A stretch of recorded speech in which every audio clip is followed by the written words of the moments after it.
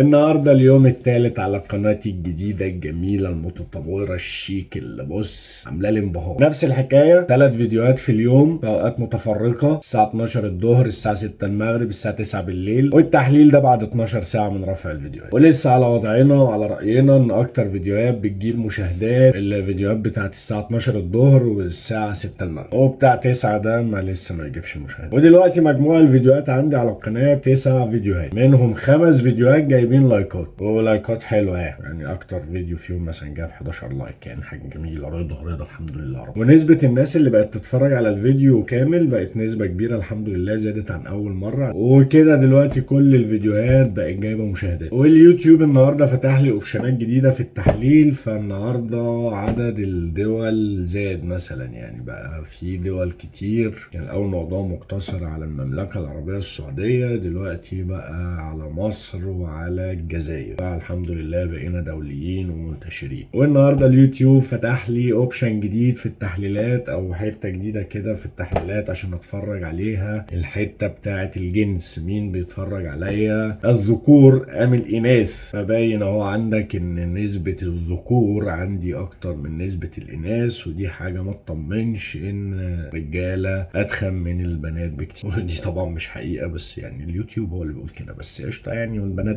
جمال وعسليات، كله حلو كله زي الفل. وفي اوبشن جديد برضو اتفتح، اللي هو الفئة العمرية اللي بتتفرج عليا. وزي ما انت ما شايف ان من 25 سنة ل 34 سنة هم دول الناس اكبر نسبة بيتفرجوا. قشطة، اوبشن ظريف ولذيذ يتفتح عشان نعرف برضو مين اللي بيتفرج علينا، دماغ شكلها ايه، والسن فين، وبيفكروا ازاي، عشان نعرف نفكر معاهم. وفي ايه تاني يا سيدي حصل جديد عندنا صح زدنا مشترك تاني. حابب اقول لك برضه الحمد لله على السلامه، ونورت قناتك وبيتك. ويعني عاوز اقول لكم انتوا الاتنين، انتوا كده بقيتوا 2 اخوات، مش عاوز حد يزعل حد، انتوا الاتنين العبوا مع بعض. كومنتاتكم بقى وشيراتكم بقى ولايكاتكم، وابعت لي كومنت اكتب لي فيه اسمك عشان ابقى اشكرك، وعشان لما القناه ان شاء الله تبقى جايبه 1,000,000 مشترك ابقى اقول لكم ان انتوا الفتله التي اسعلتوا الفتيل. انا مش عارف انا بقول ايه، بس دي من فرحتي طبعا يعني. فتطور جميل في اليوم الثالث، تطور لذيذ، تطور مخليني عندي حماس وقوة وباور ان انا اكمل فيديوهات واعمل افيهات واعمل حاجات كتير يعني. تابعني عشان نشوف تطور القناة. لو اول مرة تتفرج عليا روح اتفرج على الفيديوهات التانية الاول، وبعد كده متنساش تعمل لايك وشير وسبسكرايب للقناة وفعل زر الجرس عشان يوصلك كل الفيديوهات الجديدة.